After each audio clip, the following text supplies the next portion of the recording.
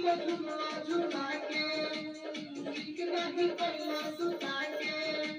खेल गईला तू खेला कोलमुआ राती के दिया सुता के लाहे लाहे भीतरी से तोरत उठता खटिया मच मच करता कमर जब लच लच करता खटिया मच मच करता कमर जब लच लच करता खटिया मच मच करता कमर जब लच लच करता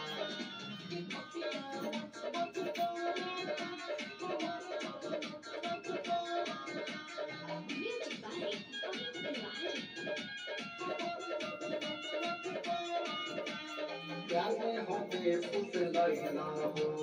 मैं सब खराब फूल बइना हो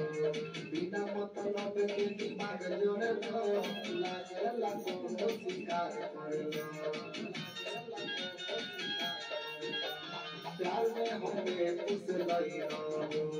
मैं सब खराब फूल बइना हो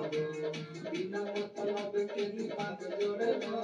लागे लगो शिकार करलो अपने दूध में पिघले वचन गौरता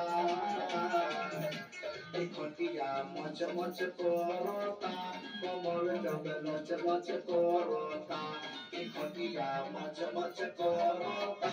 कमर जब लच लच करता खटिया मच मच करता कमर जब लच लच करता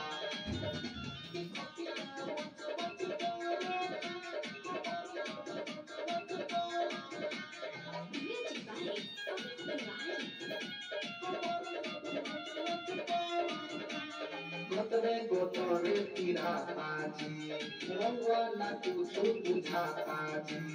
वैसे नहीं पारस्तान कोरी रतिया की नींदा जियान कोरी गोतरे गोतरे पिराता जी रंगा ना कुछ बुझाता जी